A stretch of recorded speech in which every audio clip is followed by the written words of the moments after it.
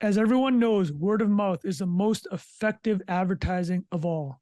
Or I've been known to say there's no better business than to run a cult.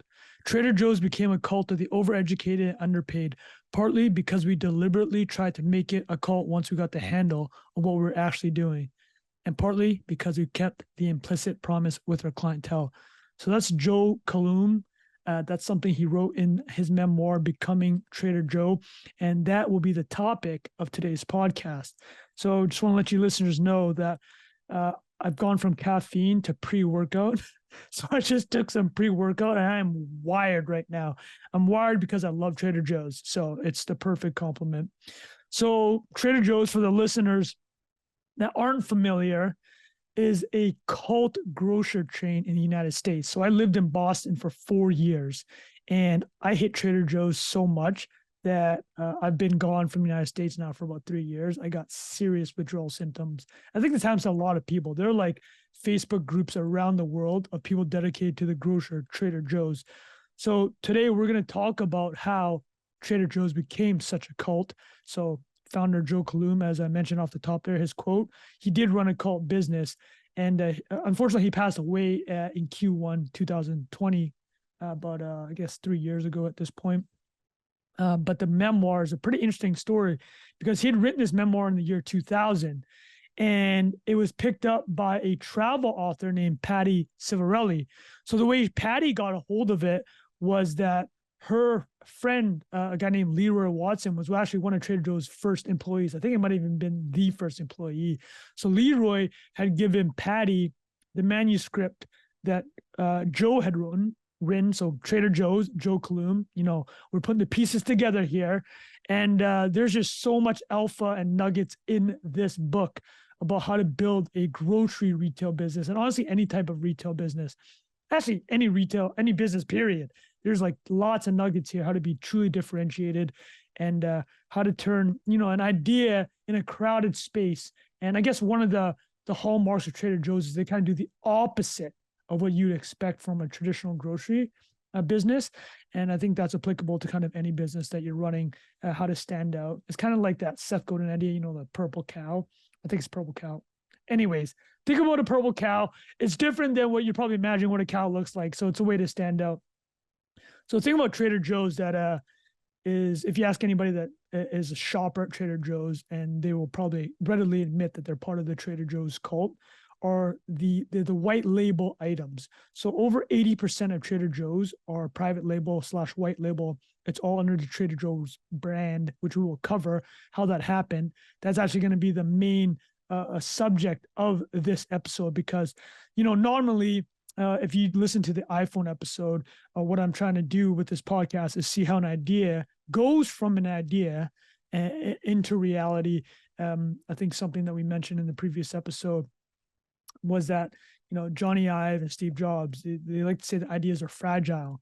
And at Apple, what made Apple interesting was that Steve Jobs kind of created this environment where crazy ideas, or they might sound crazy when they're offered up, they would be able to get nurtured through. And not to say that, Jobs is notorious for shitting on ideas, but he knew if there was a good idea, he'd help and create the environment for it to come to life. And I think there's something quite similar, actually parallels. You're thinking like a hardware, smartphone, iPhone, software business. Apple is the best at marrying software and hardware. What does it have to do with Trader Joe's? I mean, they're obviously both very well-loved brands, but the other part is that Trader Joe's under Joe Coulombe really developed an environment where these private label products that I mentioned that have become just total cult hits. Like, you go online and you'll see some of these products selling for 2, 3, 4, 5 times what you can buy them in store because people are just obsessed with them. I mean, I'll just give you a couple ideas. Like, personally for me, it's the Indian food. I think no one does better frozen Indian food than Trader Joe's. I used to eat this combo. It was garlic naan, a palak paneer, and buttered chicken. So this is like 3 separate frozen dishes. I probably had that dinner combination over 100 times. I mean, this is not it's not necessarily healthy, right? Even though the palak paneer had a ton of spinach, like that's probably over 1,000 calories. I'm just saying it's delicious, okay? If I'm part of the cult, That's what made me part of the cult. Some of the stuff that people love are is a $2 Chuck, which is a wine. The reduced guilt mac and cheese. They got these amazing espresso beans that are covered in chocolate. I love all their breakfast wraps. But the crazy thing is they don't even have like staples. They don't have like toilet paper. Or they might have toilet paper. They don't have paper towels. They don't have tinfoil. I think that's a running joke because they don't have a lot of aluminum foil. And we'll go through why. But it has to do with this idea that I mentioned at the top, is like doing the opposite of what works in grocery and helping it to stand out. So just to summarize all the verbal diarrhea I gave you, we will be talking about how the Trader Joe's brand came to be. And it has a lot to do with the history of the retail business, the grocery retail business. And Joe Coulombe, the founder of Trader Joe's, doing the opposite of basically what the best practices was or were when he founded the company or the retailer in the late 1960s. The other thing I wanted to talk about was, other than the private label, was how similar this business is, or the kind of lessons you can draw from it to apply to your different business and building a brand. So the way we'll start is here. We're going to start with the current grocery landscape. Just to give you an idea of, like, even though Trader Joe's is very successful, I don't actually know how replicable the grocery business is within North America, because it is kind of a one of one. But to give you an idea of the grocery landscape in the United States. So Trader Joe's has 580 plus stores. It did $16.5 billion in 2022. The average store size is 10,000 square feet. So keep that in mind. Keep it in mind with this next fact. The number of stock keeping units, God, I had to pronounce that correctly. SKUs is a 4,500. So when you hear that SKUs at 4,500, just note that's not a lot at all. Like Walmart has 100,000 SKUs. When you roll up into a Walmart, you can find every knick-knack humanly possible, right? And that's also because a Walmart is 150,000 square feet on average. That's 15 times larger than a Trader Joe's. So Kroger is similarly quite large. It's about 70,000 square feet. And it also has 45,000 SKUs. So 10 times the amount of SKUs as Trader Joe's. So that the actually grocer with the closest comps and parallels to Trader Joe's in the United States is Whole Foods. So Whole Foods has over 500 locations in the United States. It did 17 billion in sales in 2022, and its average store size is actually 3 times larger than Trader Joe's. So it's 35,000 square feet and has 20,000 SKUs. I didn't mention Costco here because Costco is kind of in its own world. The way it does wholesale type of retailing, it's called Costco wholesale, but it's really selling like in bulk to normal buyers, which we all know about. But what we should mention is that Trader Joe's does borrow a lot from Costco. And the point that I do want to bring up, though, is like, even as impressive as Costco is as a business, its sales per square foot is 1,600, which is great. That's a great business. Like Walmart in comparison is $500 per square foot. Trader Joe's tops them all. It's the big dog here in terms of this one metric. So sales per square foot at Trader Joe's is over 2,100.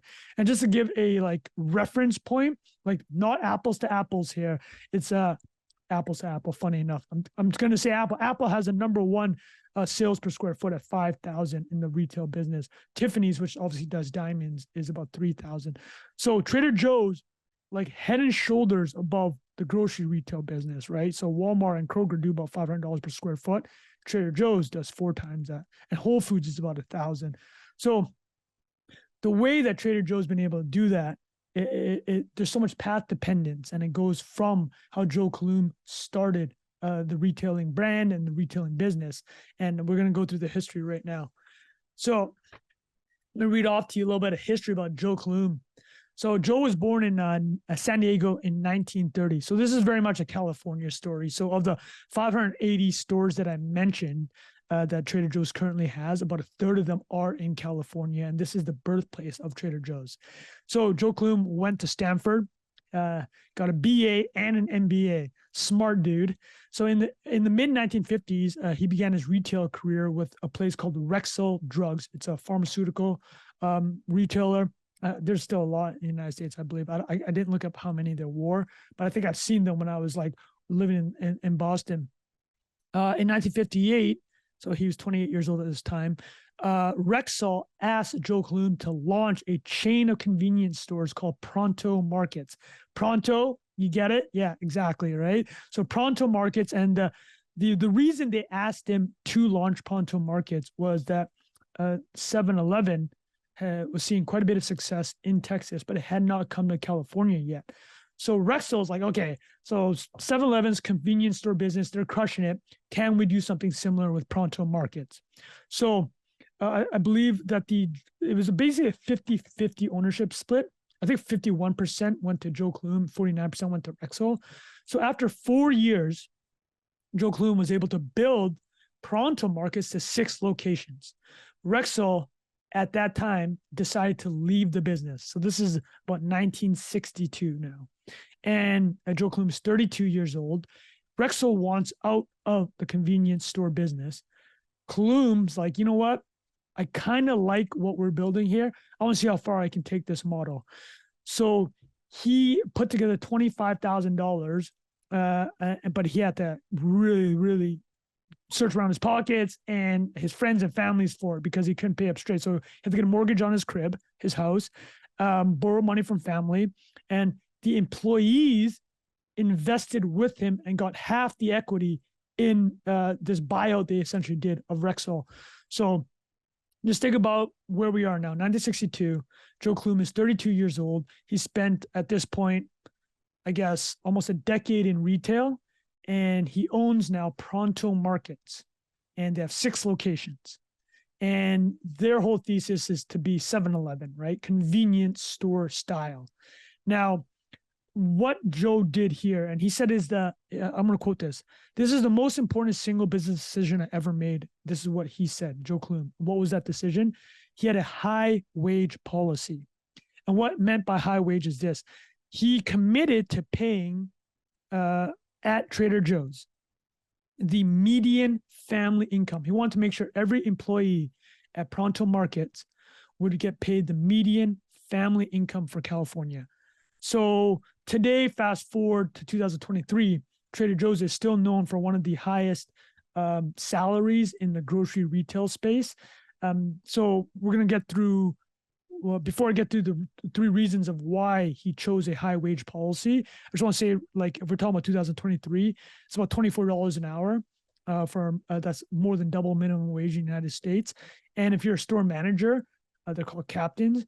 You can make over 100K a year, 6 figures.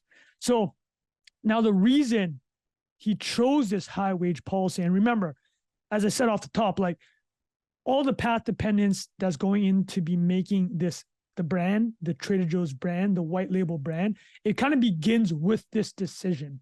And I'm going to walk you through how. So essentially, as I mentioned on the buyout from Rexall, Joe Coulombe had gone to his employees and they put up money to help with the buyout. So his commitment was like, oh man, like, you know, I convinced all these employees to put their money in the business. They trusted me. I'm gonna have to do right by them. So at Pronto, they'd already had a high wage policy, and he continued this high wage policy, not only because he previously had it, but now he wanted to do right by his employees, which believed in him enough to give money, to put up money for this buyout to see what they could do with Pronto Markets. Pronto, as you'll find out shortly, eventually becomes Trader Joe's. Now, there's 3 parts to the high wage policy, and I think this is still relevant in the retail grocery business. I mean, you hear about Costco that they also pay their employees very well. And there's a lot of reasons why paying employees in the retail grocery business is actually like quite valuable. I know this sounds, I mean, it's like, oh yeah, Trung, wow, you discovered that paying people well is good for your business. But like, there's actually, you know, on the ground, minute reasons why it's important. So number 1, and this is relevant for any business anywhere, turnover is expensive. This is what Joe Coulombe writes. Turnover is the most expensive form of labor expense. Retail workers often churn, which requires grocery stores to retrain and rehire new people. That sucks productivity away and takes time. The other thing that Joe Coulombe says about paying employees well is that when you actually look at the cost structure of a grocery business, the majority of costs for the business are in the products that they bring into the store. So Coulombe says that, there's at least 5 times more expense to be saved, or 5 times more a pot of money to work with to save money if you look at the cost of goods, right? So the cost of goods, the products themselves, are 5 times more than the labor expense for your business. So instead of just squeezing your employees, look at the cost of goods. Like, maybe we should try to figure out how this bigger pot can be managed properly. And then the third part, and I'm just gonna highlight here with the caveat, there's been some recent years issues over Trader Joe's and unions, and this had a lot to do with actually COVID, because during COVID, obviously there was lockdowns and safety protocols put in place, and obviously inflation happened, and the question of whether employees were getting paid to keep up with inflation. But just know that in recent years, there's been some Trader Joe unionization issues. But at the time, in the mid and late 1960s, Joe Coulombe said that we really didn't pay much more per hour than union scale, but we gave people hours. Union scale is so high, the supermarkets are very stingy with hours, and we will do anything to avoid paying overtime. So what he's basically saying is that in his competition in the grocery space that would come, the supermarkets, the national and large supermarket chains, which we will talk about, they avoided paying overtime because of how the union scales were set up. So at Trader Joe's, or Pronto, before it became Trader Joe's, Joe Coulombe just baked the overtime into the salary. And he actually said that the biggest problem with unions, or why he didn't want to deal with unions, and this actually does become a problem for him over the course of this book. So he basically is covering about a 20-year period between the late 60s and the late 80s when he builds Trader Joe's. And he does say that California labor laws is something he's always had to deal with. But the point being, he says it's not about the minimum wages. It's like the work requirements. And so he just built it into the salary, and, it worked. The reputation that Trader Joe's had through his tenureship, the 20 plus years that he ran the business, was quite positive. So let's fast forward to 1966. All right. So now Joe Coulombe is 36 years old. So he has bought out Rexall, the pharmaceutical company, and now he has Pronto Markets. He's grown it to 16 locations. Now, they are nothing like the Trader Joe's I mentioned at the top, where it's a cult. They have all these white label, private label products that people love. They're still kind of in this commodity convenience store model. But there's a big issue in 1966. So he's 36 years old at this time, and there's 16 stores. So he's almost tripled the store count. So he's doing all right. It's growing. But 7-Eleven finally enters California. And this is what Joe Coulombe writes. In the convenience store business, it is 90% real estate, and then 10% all your other concerns, merchandising and personnel, in terms of cost. In real estate, it's the tenant's balance sheet that counts. So 7-Eleven, it's the big boy in this space. It's coming in, and then Pronto's got 16 locations. But I mean, in your city, how prevalent 7-Eleven is. It's everywhere. I got one near my crib, and it's actually moving next to 7-Eleven was one of the most dangerous things that ever happened to my diet. Like, I roll over there and just buy chips. Whenever I'm hungry, or not hungry, whenever I'm in the mood for chips, because I'm addicted to chips, I just walk over 1 block, get a bag of chips that I don't need, eat it, then immediately regret it. So the reason I bring all this up is that 7-Eleven is juking when they come to your town. 7-Eleven is going to be open on every corner. So Joe Coulombe's looking at this. He's like, okay, so 7-Eleven has a massive balance sheet.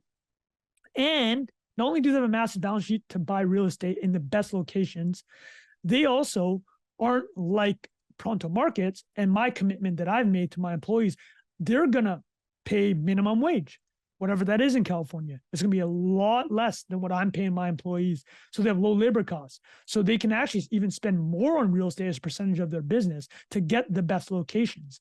So he's looking at the business, and he's like, oh, like, do I fold this thing? Like, do I sell to 7-Eleven? So there's actually a part in the book. Again, this is his memoir that Patty Civarelli, the travel writer, put together. And he mentions that the one reason he actually didn't want to fold and sell to 7-Eleven was that he had worked at Rexall.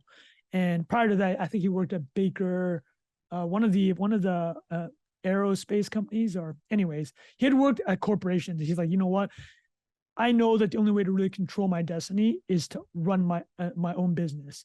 So we're trying to trace here, like how the Trader Joe brands happen, how it goes from like idea to reality. And a lot of it obviously is with the individual, right? Like Joe Coulombe didn't want to work for someone else.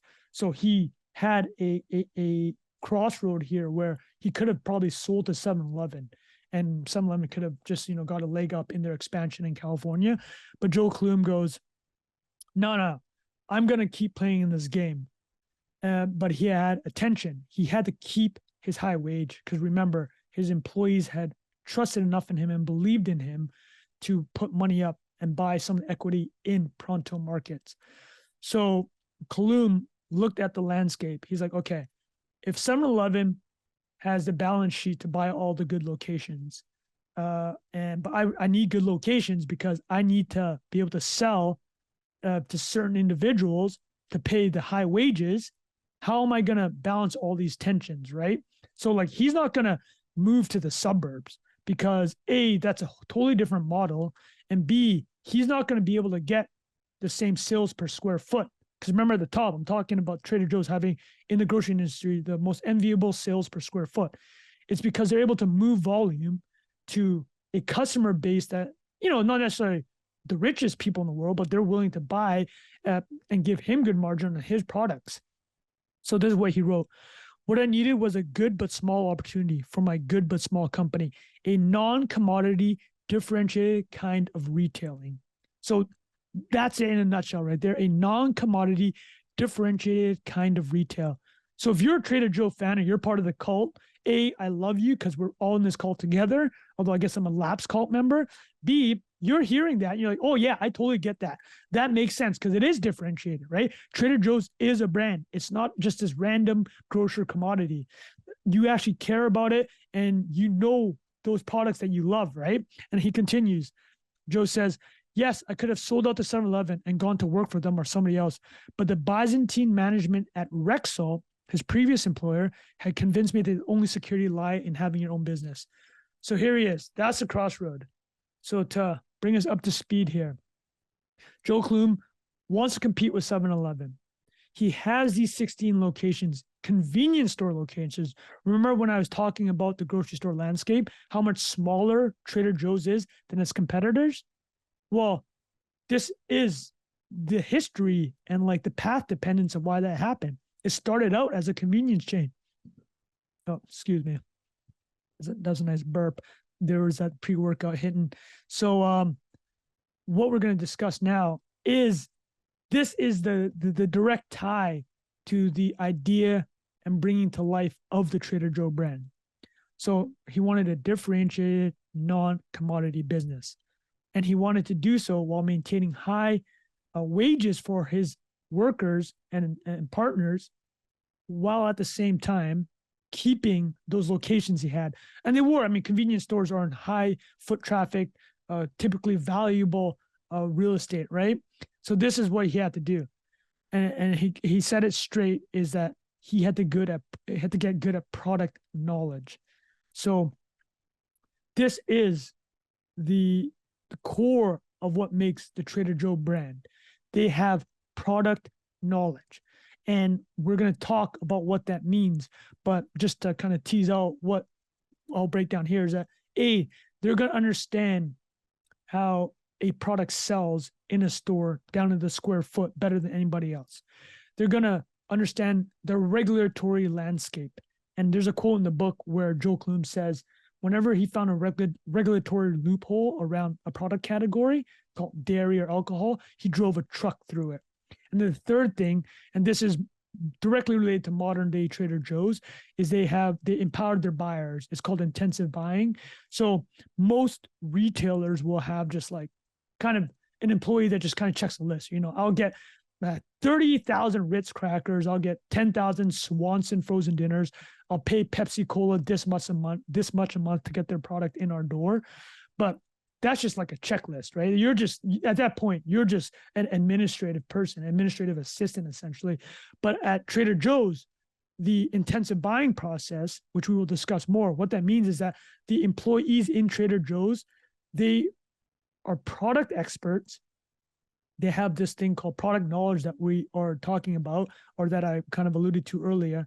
And they're going to understand a product category better than anybody else, any other contemporary in their trade. And they're going to find the ones that most appeal to the customer base, which is allowing Trader Joe's to sell this, again, $2,100 a square foot, which is head and shoulders above the rest of the grocery retail industry.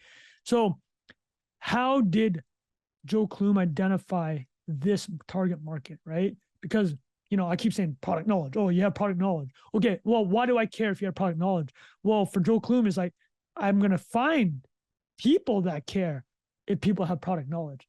Like, some people don't care about product knowledge.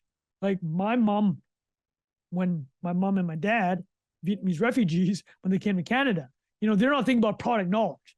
They're thinking about, how do we get a full shop at the grocery store and make sure we feed our 4 kids, right? They're not like, oh, I care so much about product knowledge. Like, tell me about the history of this like coffee bean and how it was brought to market. They don't care about that. And for a lot of people, they don't care about that. And that's fine. So Joe Coulombe understood this. And now when we talk about cults and the building of a cult, this is how it happens. You have to be narrow, right? You don't build a cult by offering something for everyone. You build a cult by developing a product line, developing an environment that people can shop in, developing a certain aesthetic that will appeal to a group of people. That's what a cult is, right? It's not like, oh, we're something for everyone. No one's a cult member of Kroger. Although I did hear that Kroger has the #1 sushi business in North America. So maybe there are certain people that are cult members of Kroger, but you know what I mean? It's like Trader Joe's built a cult because it's narrow, it's a niche. And Joe Coulombe speaks specifically about how he discovered this niche. And we talked about it. I mentioned it briefly earlier, but he calls them the overeducated and underpaid, this group that he would shop this product knowledge to. For the listeners, I just did the air quotes, quote unquote. I don't know how many people are going to be watching this on video, but air quotes, product knowledge.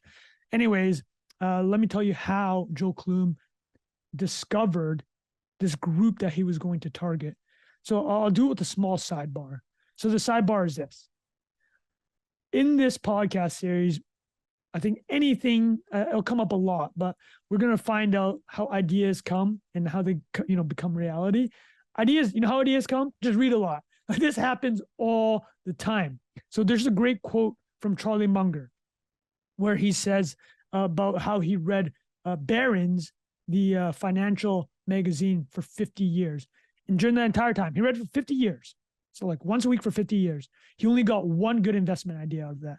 But the whole point is that one single investment idea made him $500 million. So I'm going to read that. And this is all just of a larger point of, through this series, we're going to hear a lot of people that found ideas just from reading a ton and like combining their knowledge of the industry with this kind of nugget of information they found. So here's what Charlie Munger said. I read Barron's for 50 years. In 50 years, I found one investment opportunity in Barron's, out of which I made $80 million. For almost no risk, I took the $80 million and gave it to Li Lu, who turned it into 400 or 500 million. So I've made 400 to 500 million out of reading Barron's for 50 years and following one idea. I didn't have a lot of ideas and I didn't find them easily, but when I did, I pounced. So this is the reason I bring all this up, is because you want to find ideas for business, read a ton. That's table stakes. And obviously maybe, okay, I'm not saying you're Charlie Munger, right? He's one of one, but the Joe Coulombe example here kind of echoes like what Munger did. Joe Coulombe came up with the demographic, the overeducated and the underpaid, which became the core of his Trader Joe's cult, by reading. So he calls out in the book, Becoming Trader Joe, 2 specific articles that he read. This is after 7-Eleven had entered the market, and he's like, oh no, we need to figure out what to do and how to compete. So the first one is from the Scientific America magazine. The article was about the number of college-educated people in the United States and how it was going to grow. So this is what Joe Coulombe wrote. The news item said that of all the people in the United States who were qualified to go to college in 1932, in the pit of the Depression, only 2% actually did. By contrast, in 1964, around the time that Pronto v. 7-Eleven happened, all the people that were qualified to go to college, 60% did. So we're going from, in 30 years, from 2% to 60% education levels. So the big change, of course, is what Joe writes, came from the GI Bill of Rights that went after World War II. The second article that Joe Coulombe read was from the Wall Street Journal. And it was about how the Boeing 747 would go into service in the year 1970, and it would greatly reduce the cost for international travel. So what does that mean? People will travel more, become more internationalized, more interested in global tastes and cultures. So combine these two things. You have an increasingly educated customer base, and you have people interested in items from around the world. Remember when I was talking about that Indian food, that frozen garlic naan and palak paneer that I haven't had in many, many years now? If any of you listeners wants to send that to me in dry ice, please do. This is what we're talking about. This is the nugget, the seed of that. So this is where we are. Joe Coulombe knows who he's going to target. So and then from here, this is how we got Trader Joe's. So instead of folding Pronto Markets, he kind of thought about it, got inspired actually, because as a group, him and his coworkers and colleagues, they'd gone to Disneyland and they'd done the jungle ride, and that kind of became the seed for what is now, if you go to Trader Joe's, everybody's wearing a Hawaiian shirt. It's kind of this theme of tropical theme. There are other brands called Trader Vic's, which was I think a restaurant or food and beverage chain that kind of inspired him to use the Trader name. But the other part of the Trader name was Trader, right? International trade. You remember the Wall Street Journal article about the Boeing 747 internationalization? That was a Trader Joe idea. So that is how he was going to compete with 7-Eleven and keep his Pronto Market stores and keep high wages for his employees and keep these high foot traffic, central locations. He was going to become Trader Joe's. Him and his colleagues were going to become Trader Joe's. So to give you an idea now of what and how they built the products that would attract the overeducated and underpaid, we have to do a little history moment. I do enjoy a little bit of history. I have actually a BA in history because I dropped out of pre-med because I couldn't do calculus. So this is my love of history. My love of history goes back to McGill University college days. Was in pre-med, first semester, got 60% on calculus. And I'm like, I ain't doing no more of this pre-med nonsense. Give me a major which has courses that only start after 12 p.m. And sure enough, history only started after 12. And that's my love of history. So we're going to talk about the history of retail here. And then once you understand the history of retail, you will understand how Joe Coulombe flipped it on its head to differentiate Trader Joe's, which again, he had to pivot to keep from Pronto Markets to compete with 7-Eleven. But then after that pivot and the decades since, it's much more, it's a grocery chain. It's like the in-between mix. It's its own thing, which is the beauty of it all. So here is the history of the retail grocery chain and the grocery business and national food brands and how Joe Coulombe was able to flip it on its head. So Joe Coulombe, and we're talking about ideas here, right? He was able to create Trader Joe's because he understood the retail landscape so well. And he writes about it in the book. There's this whole section in Becoming a Trader Joe, where he lays out the history that I'm going to talk about now. So when you're talking about the rise of brands, when did food brands start happening? It wasn't actually until the 19th century, and it was directly related to food technology, preservation technology, and transport technologies. So think of the 1980s. Food was sold in bulk, like these giant barrels that we often see on these ships, right? Like those wooden barrels that contain whatever, beans or coffee beans or a wheat. Like that's how everything was sold. It was in bulk. The first kind of food technology that changed that, or that led the route to branding of food, was during the Napoleonic Wars. So Napoleon was invading various parts of Europe, doing his whole Napoleon thing. And so there's a French inventor, Nicolas Appert. In 1809, he invented canning of foods. Joe Coulombe writes, this was the first step away from bulk retailing. So think about those giant barrels. So 30 years after Waterloo, which is the battle that Napoleon lost in, that's 1815 was Waterloo. So 1845 was the first branded canned food in the United States. It was Underwood's deviled ham. So there you go, right? You can start actually packaging food, and it can be, put on the shelves for months or years.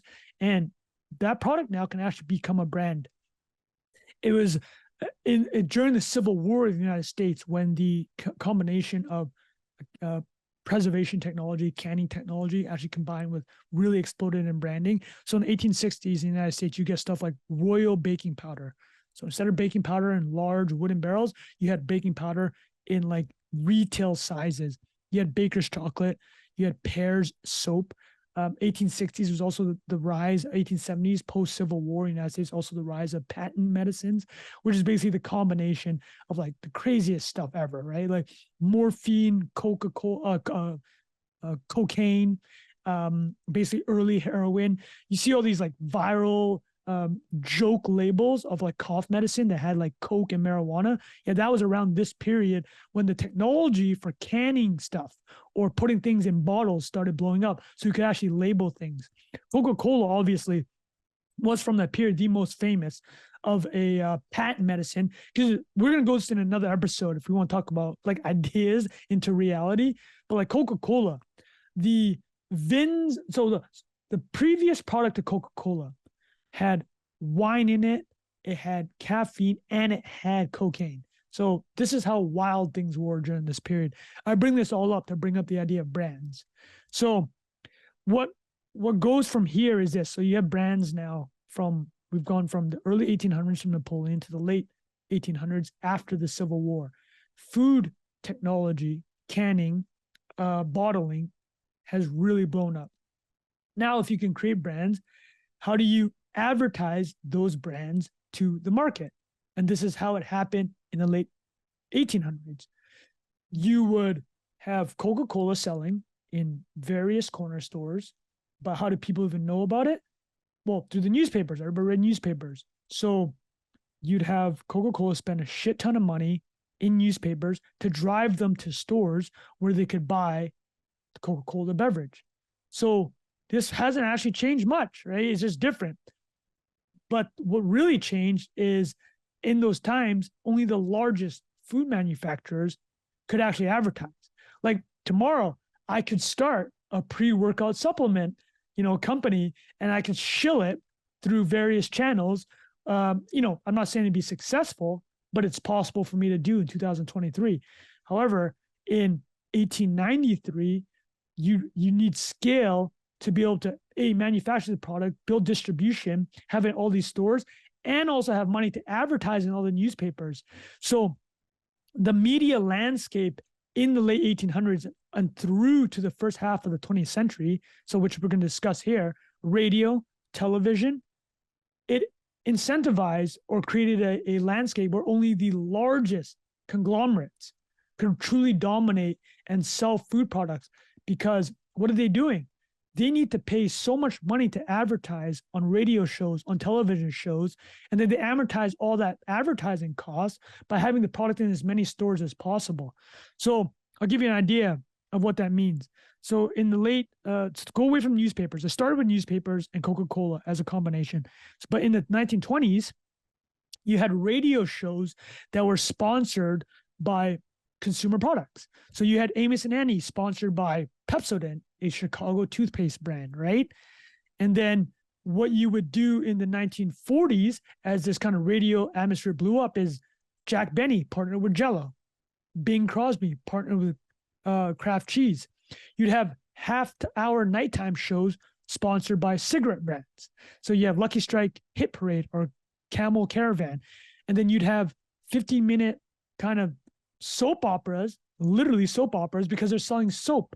Like that, the romance that's being mentioned on the radio or the show at that early hour, it's sponsored by soap, hence the name soap opera.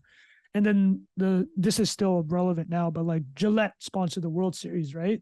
So the brands basically ran the food landscape. The stores were just distribution for the brands, because the relationship was not with the store and the customer. It was with the brand and the customer, because the customer is listening to the radio, they're watching television. Television is infinitely more powerful than radio in building that personal relationship. So what that meant was that the store itself, so a grocery store, a supermarket chain, the way that Joe Coulombe describes it, they were a eunuch. So like they've just been like neutered, but it was worthwhile for them. They made a ton of money distributing these national brands, but they didn't control any of the relationship. So that's where Trader Joe's comes in. So just to summarize, these national brands, they ran the food and grocery landscape, not the supermarket chains. The supermarket chains didn't have the power, the brands did. So this is what Joe Coulombe wrote about a world where the most famous food brands or kind of lowest common denominator, right, is like Swanson TV dinners, Minute Maid orange juice, Folgers coffee, right? These like generic, like not generic, these brands that weren't about quality. They're about getting it out to as many people as possible, right? So what he wrote was this: grocers didn't need to know anything about products other than what was being advertised on the most popular shows. So the grocery chains and the supermarkets had no real product knowledge. They were being told by the national food brands that could afford to advertise on radio and on television to acquire customers. The grocery chains were just following whatever the national food brands did. So for Trader Joe's, this is a massive opportunity. It's a massive opportunity because Trader Joe's can come in with product knowledge and sell things to the overeducated, underpaid that don't want just what everybody else is eating, what everybody else is being told what to consume. They don't want Minute Maid orange necessarily, right? They don't want Swanson TV dinners. They want that garlic naan, right? They want that palak paneer. So this is where the Trader Joe's product knowledge comes into place. And this is the birthing of the Trader Joe's brand. Now, we're going to start discussing how this product knowledge has manifested itself for Trader Joe's. And listen, if you're a cult member of TJ's, which is, another nickname for Trader Joe's, for the listeners that aren't familiar, TJ's is the name. Don't be confused with TJ Maxx. Trader Joe's is way tighter than TJ Maxx, although I do think TJ Maxx has some cult members. My wife was a pretty big fan. But anyways, the first thing that Trader Joe's did, or one of the first things it did to differentiate its product, was it was very sensitive to any product within the store passing something Joe Coulombe calls the 4 tests. All right. So when he's deciding the product mix, Joe Coulombe's like, okay, it has to be able to sell very well and at a good margin for us, but not necessarily ripping off the customer, but we need a good margin. We need to know it sells well, so the turnover is a ton, so we can sell a lot per square foot because we are in these smaller locations. And I need this high sales per square foot to keep the rent on the location and pay my employees well. So they had something called the 4 tests. And this is what Joe Coulombe writes about the 4 tests that he would put a product through. I looked for categories that met the 4 tests: high value per cubic inch, high rate of consumption, easily handled, and something in which we could be outstanding in terms of price or assortment. For examples, diamonds met the first test, which is high value per cubic inch, but flunked the second, which is a high rate of consumption. Fruits and vegetables met the first and second test, but flunked the third, that's easily handled, because it requires constant reworking. Fresh meat flunked the third test even more. So for the TJ Trader Joe listeners, you're like, oh yeah, well, Trong, they sell fruits and vegetables and meat now. I'm like, yes, I understand. I'm saying that at that time, it couldn't meet the test, the 4 tests. So what did these 4 criteria mean for product knowledge and placement within Trader Joe's? So a lot of downstream effects. So the 4 tests were high value per cubic inch, high rate of consumption, easily handled, and something in which we could be outstanding in terms of price or assortment. So one of the biggest downstream effects of the 4 tests was that Trader Joe's sold a lot of alcohol. So Coulombe secured liquor licenses from the Pronto markets days due to its high value per cubic inch. Trader Joe's became so good at managing alcohol that it famously created a $2 chuck. One of the things Coulombe wanted to do was make wine much more accessible to the common person, not just for snobs. He accomplished that. $2 chuck, again, is a $2 wine. The most famous of these like lower priced accessible wines that Trader Joe's sold. That's going to be its own episode because it has one of the greatest quotes in business history. So Fred Franzia, who I will do an episode on in the future about $2 chuck, he created with Joe Coulombe $2 chuck, the product to sell through the store. And he actually bought that brand and took it to market from an individual that from Stanford that tried to get into the wine business, tried to sell an upscale wine, but went bankrupt. And Fred Franzia, in one of the greatest business quotes ever, said, "I love buying wineries from Stanford guys that go bankrupt." And he goes, "A lot of dumbasses there," referring to Stanford. So that's just one of the great business quotes ever. Anyways, lots of alcohol at Trader Joe's past the 4 test. What else is part of the 4 test? No bulky items. So I mentioned at the top, no paper towels at Trader Joe's, doesn't have a ton of aluminum foil, like the basics that you see at any grocery store. They don't want bulky items. They don't sell a high value per cubic inch. The other thing is no loss leaders. So Trader Joe's does not do loss leaders. Every product at Trader Joe's has to be its own profit center. Again, they don't have a ton of real estate, so they have to be able to sell through, and everything that's in that store has to make money for them. And the 4th thing that I'll say about the product, about the 4 tests, is that Trader Joe's is willing not to carry everything. So not a ton of aluminum foil, if at all. No paper towels. They're fine with that. You can't do a full shop at TJ's. They're cool with that. This is how they're going to operate their business. So the other good thing about having not being able to carry items is that if something works, keep it. If it doesn't work, cut it. And this kind of goes to the idea that we were mentioning earlier of creating an environment where you can test things, and if an idea is good, let it run. But you can try many ideas. If they're not good, whatever. We tried it, we'll move on. So kind of that instinct has helped Trader Joe's create so many iconic, like cultish products. So discounter positioning, and it is what it is, right? They are going into the grocery business, and they're like, these are our 4 tests.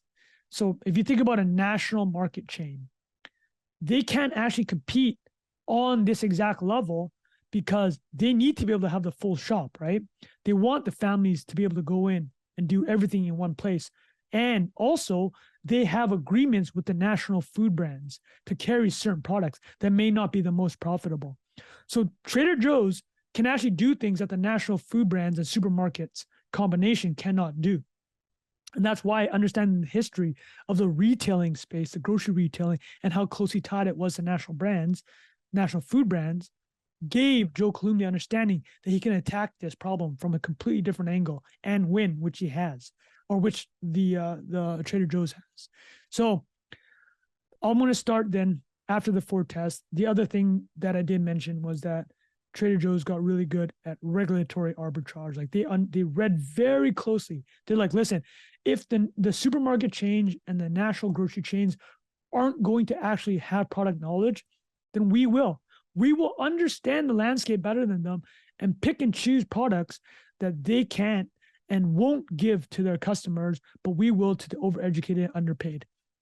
So I got 4 here that are great examples of Trader Joe's identifying products for their target demographic that they might not necessarily be able to get anywhere else.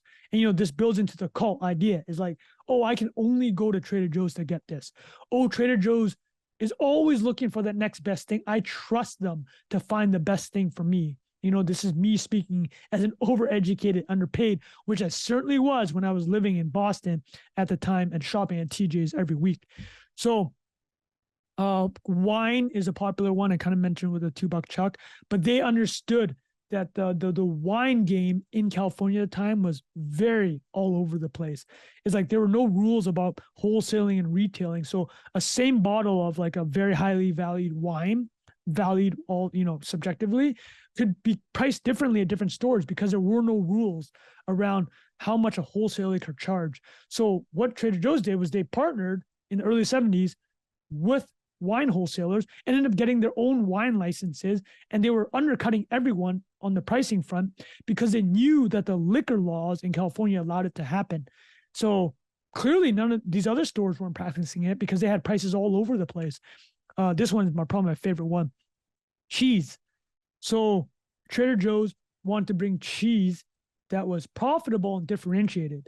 So they didn't want to just do cheddar, because obviously every store and every major grocery chain is going to have some type of cheddar, right? It's the Wisconsin cheese right there. So they read the codes closely. They looked at where the political pressures were around dairy and cheese.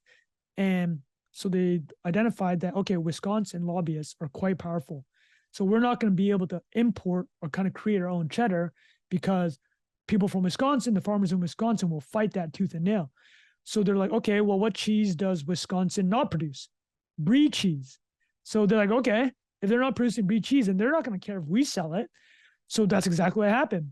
They became one of America's top sellers of brie cheese because they identified where the regulatory holdup might be. It would be from cheddar cheese Wisconsin lobbyists, and they went a different route. Another popular one was tuna. So they had identified that there's another fish. And again, so Joe Coulombe, found this also from a Newsweek article, like talk about magazine articles, picking up ideas from reading. Like a great idea that was very profitable for his business. He heard about a fish called pilchard that did not and was not marketed very much in the United States. But he found out that pilchard had very similar qualities to tuna. So he's like, okay, well, my buyers trust me. My customers trust us and Trader Joe's to bring them great products. So we're going to buy pilchard, which is a lot cheaper than tuna. And also, United States has tuna quotas. So there's even the supply is not meeting the demand in the United States for this flaky type of fish. So I'm just going to bring pilchard in, which is close enough to tuna, but I'm just going to educate my customers. And that's exactly what happened. Became one of the top sellers of pilchard in the United States. And then there's stuff about maple syrup. Maple syrup is actually quite comparable to wine in that it also has like vintages, like a certain year and a certain place of maple syrup will be considered the best of that period. So they got very educated about that and became one of the most sought after sellers of maple syrup in California.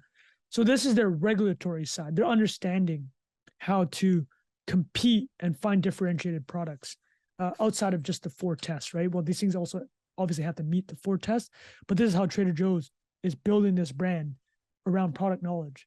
They know that their competitors in the grocery space, they're not like the supermarket chains aren't incentivized to know what is the best product because their relationship is with the national food brands, right? If you have all this real estate, remember how large these stores are. We're talking 100,000 square foot for these supermarket chains. They need to fill those shelves, right? And they need to work with these national food brands with these massive advertising budgets to make it happen. So Trader Joe's like, all right, cool. We'll just do the opposite, right? Like we got smaller store sizes and we're going to pick and choose exactly what goes in them. But we're going to do it and educate our customers. And we're going to make sure that we sell constantly. The turnover in these products that we choose to have in the store are going to get us to what is now $2,100 per square foot, industry best. Okay, so this next part, after the regulatory arbitrage and the loopholes that Trader Joe's was able to exploit, right? Completely legal. They understood product knowledge just better than anybody else in the space. The next thing that we're going to talk about, and the last thing, and the one that's most relevant to today in 2023, and if you're a fan of Trader Joe's, is intensive buying. This is like you empower employees within the company called buyers to understand a product category A through Z, understand what makes the best ingredients, understand the best suppliers, the best vendors, get the best prices. This is what they're empowering. I mean, very comparable is Kirkland Signature, which sells $50 billion a year for Costco. It's one of the largest, if not largest, actual retail brand in the world. They do similar. They are empowered to find a product, work with the vendor, and the vendor is willing to work with Costco in this case because Costco is their largest buyer, and they're willing to meet Costco to hit a certain price. And it's not to say that Costco is trying to screw the vendor. And similarly with Trader Joe's, is like in this book, in Becoming Trader Joe, Joe Coulombe says with the buyer, what that really means is that the vendor is also kind of an employee of the company in the sense that you want to treat them as well because you want to make sure they can deliver for you the pricing and the quality that you want, right? So it's a very tight relationship between the buyer and the vendor that Trader Joe's goes around the world to find. And it's created such brands as, so they kind of got rid of all this, but over the decades, Trader Joe's had Trader Jose's, which was Mexican, Trader Joe-san, which is Japanese, Trader Giotto, which was Italian, and Trader Ming's, which was Chinese food. And in recent years, they've kind of discontinued these brand names. A cultural appropriation is what they're being charged with. I would not personally be offended if they had Trader Nguyen and sold pho and banh mi's, but I get why they would want to shelve some of these names, and everything's kind of under Trader Joe brands now. But I mean, the whole point being, they're getting products from all these different cultures and bringing them to market. And so today, as mentioned at the top, over 80% of SKUs are Trader Joe's exclusives.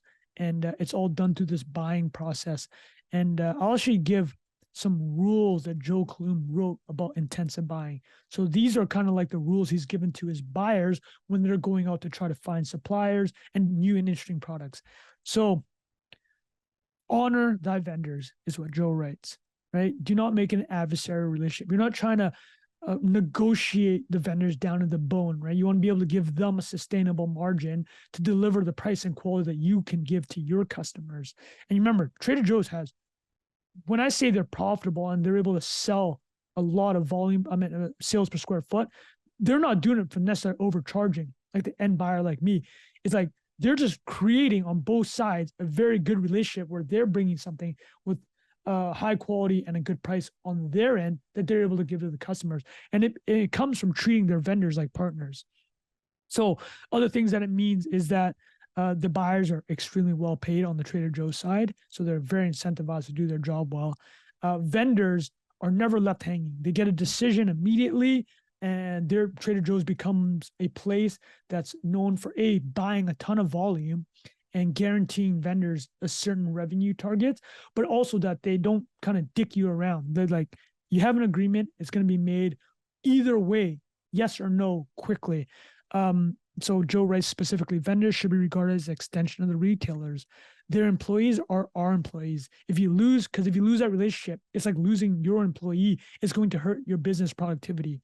They really like entrepreneurial vendors, like the ones that will call you. Like if you have a vendor, let's just say they did Trader Nguyen and they found a banh mi vendor, and that banh mi vendor calls them at 8 p.m. on a Friday to be like, hey, can we sort this out? Can we have this done? What Joe Coulombe is saying is that he had his buyers always wanting to work with these entrepreneurial ones that worked 7 days a week, right? That were ready to move quickly. So it's like if this vendor was entrepreneurial, Trader Joe's was quick to meet them there and help get product to market. And a lot of people think it's like, oh, this is cutting out the middleman. It's like what you hear with private labels. But actually, Joe says that this is not the case. He says, we're not actually eliminating the middleman. We're working closer with them. And by working closely together, right, that would be what you consider eliminating the middleman. But it's really just like, it's one unit. And what's that basically has achieved for Trader Joe's during this time period is that they reached 23% gross profits, which is quite high for the grocery industry.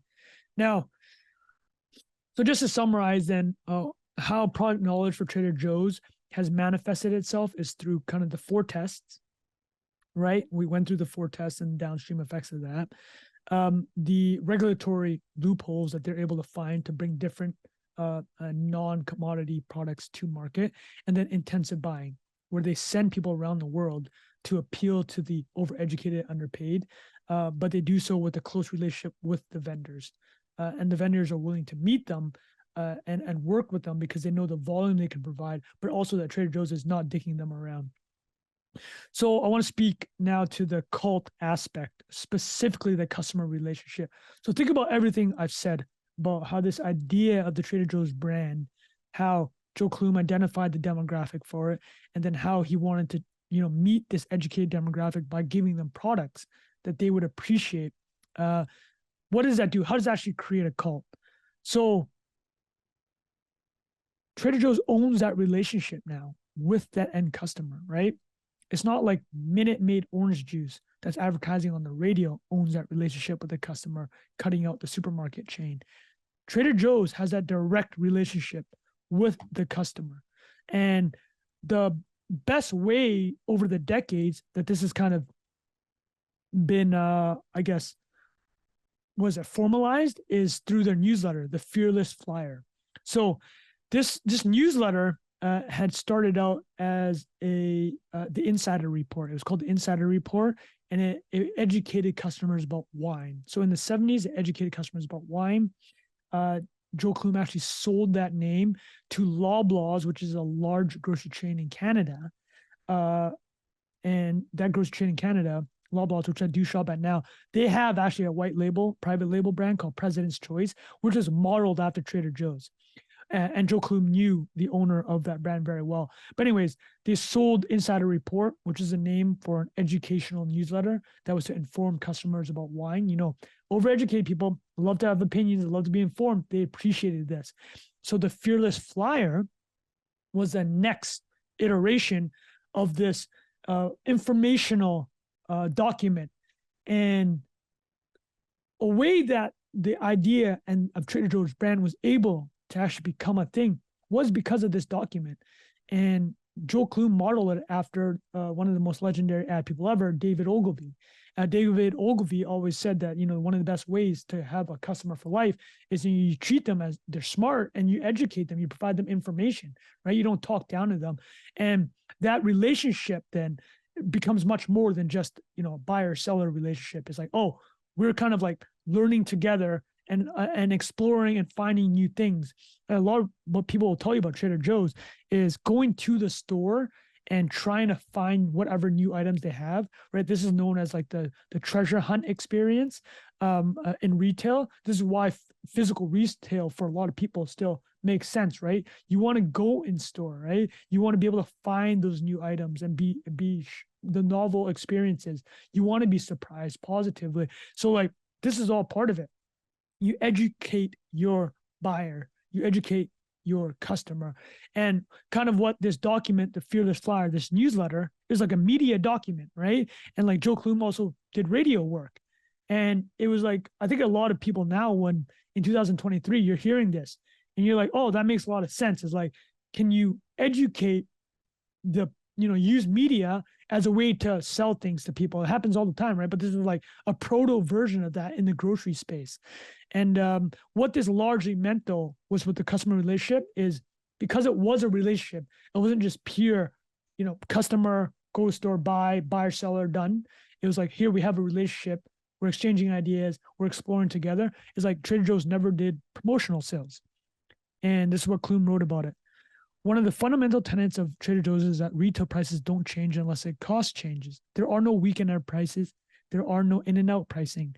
And one of the reasons for that is that because of this Fearless Flyer newsletter, there was a price in that newsletter.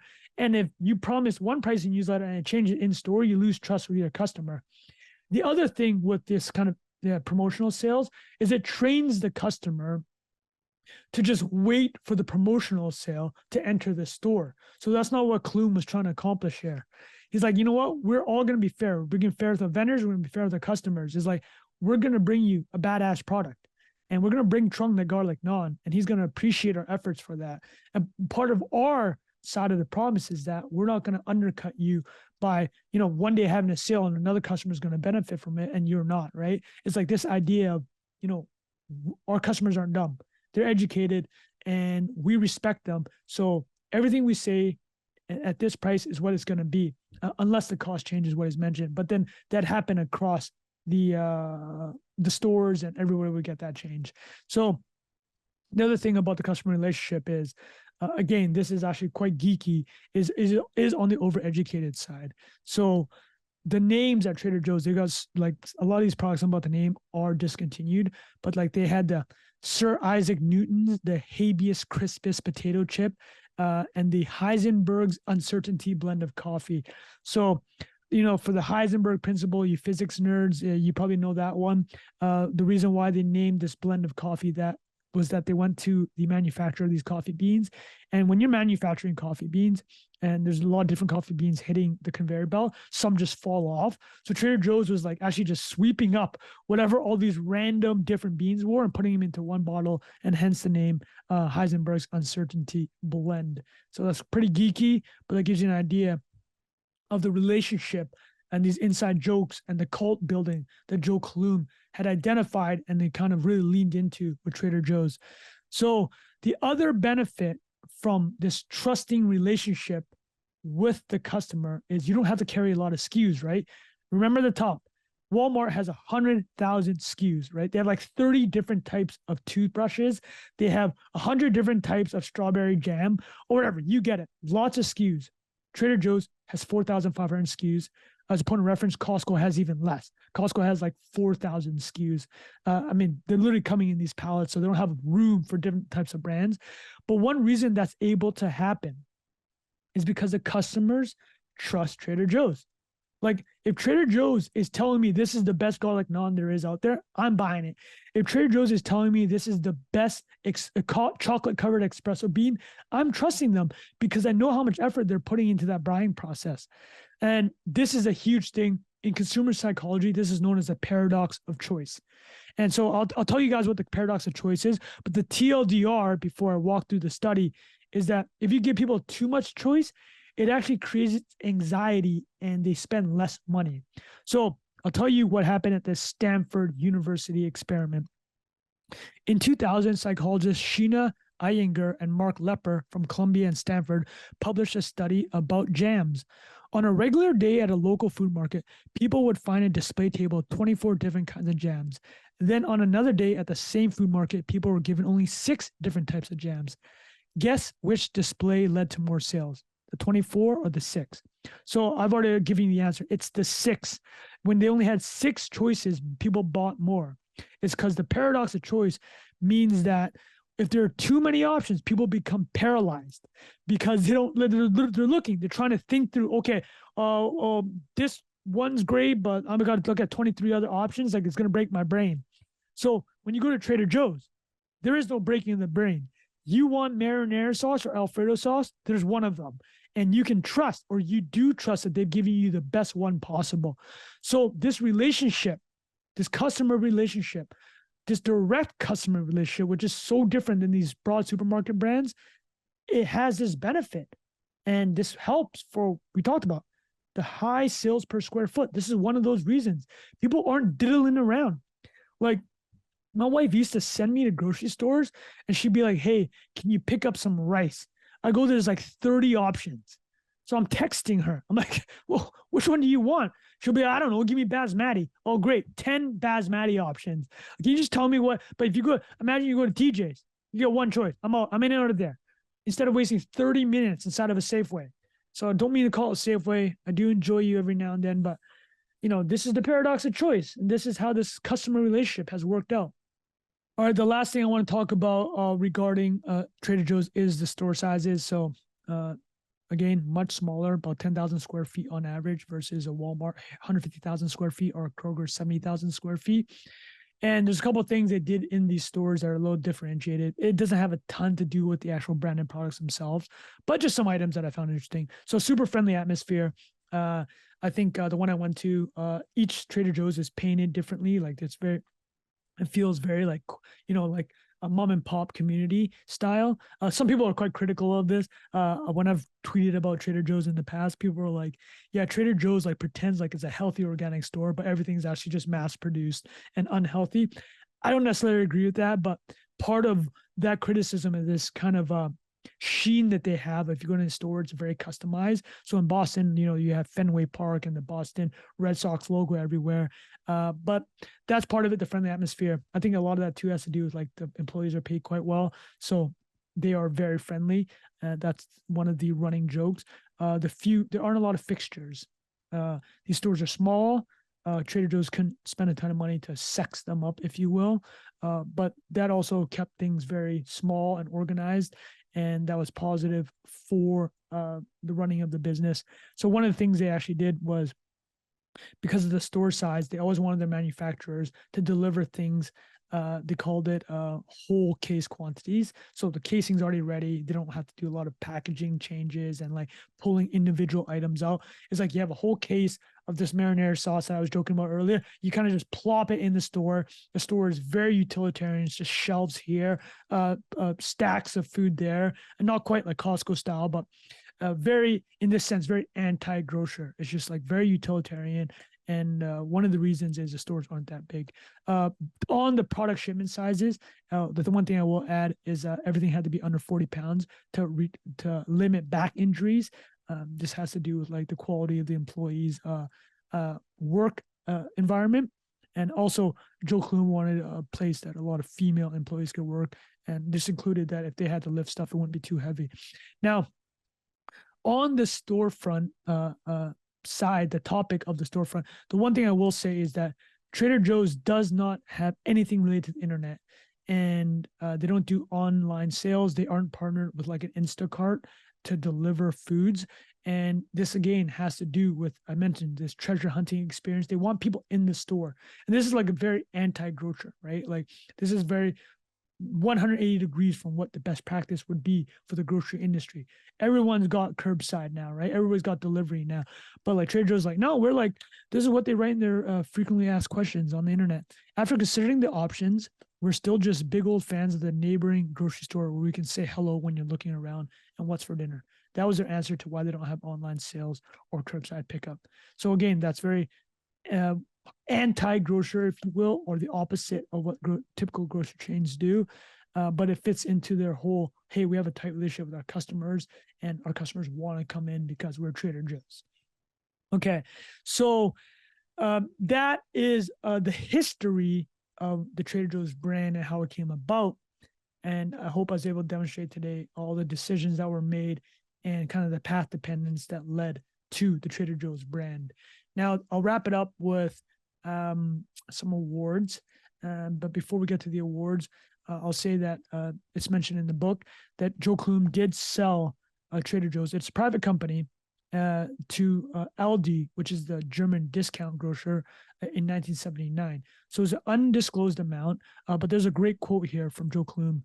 More than anything, he taught me there are people out there whose handshake is better than any contract. When I finally sold Trader Joe's, it was basically on a handshake. So this was when he made the deal with the Aldi family.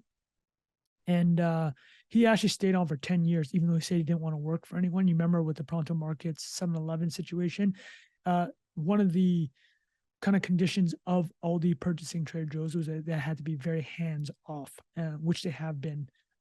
I can't say how much they've been in the, this book was written in the year 2000, but to my understanding, Trader Joe's is still run quite independently.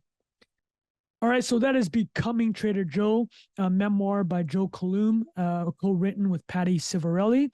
Please buy that book if you're interested in the topic. It is a great read. Like I really didn't even scratch the surface from all that retail alpha that Joe Coulombe gave. Now we're going to talk about some awards for the Trader Joe's brand this episode. So the awards section will include Apex Mountain. It's like what from this story kind of peaked. We'll talk about what aged badly from the story. We'll talk about some predictions, some what ifs, the biggest winner and the biggest losers. So let's go with the biggest winners. So Joe Coulombe was left-handed, and I'm not left-handed, and I can't say I necessarily agree with this, but he believes left-handers have an edge in entrepreneurship. And this is what he said. I think that handedness is the most important thing one can know about a person.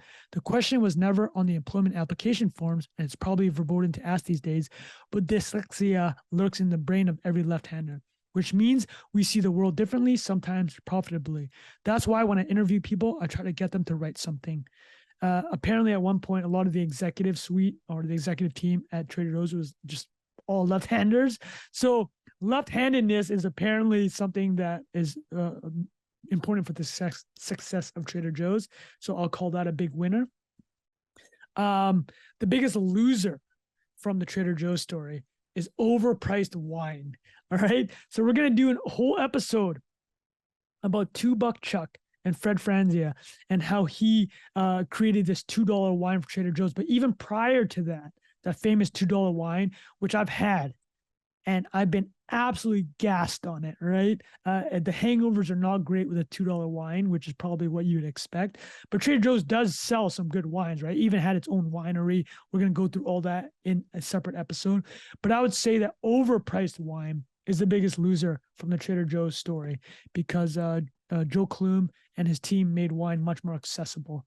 Joe believed that wine wasn't necessarily about the taste itself as a standalone. He believed all the value of wine was in matching it with food. So the biggest loser is overpriced wine. Okay, what is the apex mountain? As in what from this story peaked? And I'm going to have to say frozen foods from different cultures in the world. Like I kept on mentioning the garlic naan from Trader Joe's. It's the craziest, most delicious frozen food I've ever had. But like you ask anybody that shops at Trader Joe's, they will have a favorite frozen food. Like I'll list off a couple of them. There's a Korean style beef short ribs, cauliflower gnocchi. Like the Italian Trader Joe's food slaps pretty hard. Chicken cilantro mini wontons. They got a linguine, a clam linguine, frozen, delicious. I think one of the best selling Trader Joe's products is actually Trader Joe's Mandarin orange chicken. It used to be called Trader Ming's. We already discussed why that didn't work out so well. And tempura shrimp with dipping sauces. So frozen international foods. I didn't get a chance to mention in the episode, but or I will mention it now, but one of the regulatory things they found was around shrimp, and Trader Joe's became one of America's top sellers of frozen prawns. So what has aged badly? I got to, you know what? I don't agree necessarily with the backlash, for Trader Jose's, which was the Mexican line, Trader Joe's, which is the Japanese line, Trader Ming's, which is the Chinese line. I get it though. Like you probably couldn't start a brand with those names today. The cultural appropriation drums would be too loud. But having said that, if Trader Joe's drops a Trader Nguyen line of Vietnamese food, I would not be upset in the slightest. I will drive a van down there to the nearest Trader Joe's and bring all those products back. All right, next category. What was a notable prediction? I will say the product knowledge. That's got to be the winner here. Trader Joe's had identified that there's a way to kind of, break out, differentiate itself, and it did so through product knowledge. I'm going to give Joe Coulombe a 10 out of 10 for identifying the overeducated, underpaid there.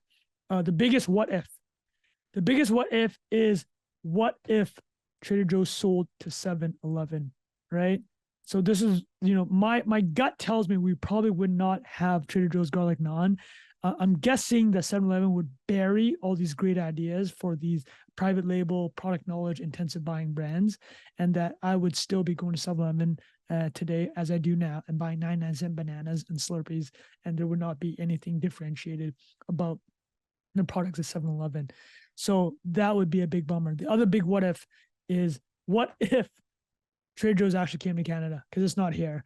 And there's a funny story because about a decade and a bit ago, Trader Joe's did come to Canada, but in like not very legal way. There's a gentleman called Mike Hatlett. He purchased over $1 million of Trader Joe's product. So he drove down to Seattle with white trucks, bought every item he could find in Trader Joe's, drove it over the border to Canada, went to a place not far from where I live, a small location also, but then marked up every product. It was a Trader Joe product. He called his store Pirate Joe's, and he marked everything up by 200%. Actually sold pretty well, but he got sued by Trader Joe's over trademark infringement, and they actually got shut down. So the big what if for me is, what if that still existed? Then I could still get that sweet garlic naan. Not happening. And then the last thing I'll say about this episode are the biggest lessons from the Trader Joe's story. So I got 3 of them. Is so interesting how much all the decisions that he made, that Trader Joe's made, that Joe Coulombe made around, the product knowledge about selling the 4 tests, right? Like selling high value per cubic inch. How much of it started with the original decision? He said his most important decision ever was to pay high wages. So if he's paying high wages, he has to, have very good product knowledge in the store because they need so much turnover to justify the rent they're paying and the wages they're paying. The other thing I'll say is like the counter positioning is unbelievable work from understanding the retail landscape. And this actually is something that's probably the most transferable. And, maybe it's a little bit generalized, but think about how well Joe Coulombe understood the history of retailing. And then we're talking about like the story I said from the Napoleon ages when goods were sold in bulk and in kind of like these wooden barrels to the canning technology, the bottling technology that created brands, and then the brands that were sold through mass media, and how that created this dependency on stores with the national food brands, and the stores didn't actually own the relationship. Trader Joe's flipped that all on its head, right? So the understanding of the landscape led to the counter positioning opportunity. So you're talking about ideas coming to market, just like look at the market, understand truly how it functions and why it functions that way. Could you actually just do the opposite and like what the best practices were considered? And if you could do the opposites, what would you have to do? In Trader Joe's case, they have to sell high value per cubic inch and all these other things that they've done around product knowledge to justify their certain locations. And then the last thing I'll say, and it harkens back to the very beginning, is hyper focus on the target market. You can't actually create a cult. Everybody wants to talk about making a cult, but a cult, by definition, has to be a narrow group of people. And to do that, you actually do have to understand and find the demographic and the type of customer you're going after. And this goes back to finding ideas from the reading that he did. Scientific America said the education rates were going high. Wall Street Journal said the Boeing 747 is coming up, which means international travel and international curiosity. Well, the cost of that's going down. More people will do it. So there you go. Those are the awards for the Trader Joe and from the book Becoming Trader Joe. Thank you so much for listening. And yeah, we ain't going to stop. We're going to keep doing this. I got liters of that pre-workout that's waiting to be drank for future episodes. Thank you so much. Leave a review for me. Tell your friends. Drop this in a WhatsApp chat. Really appreciate your time. Thank you.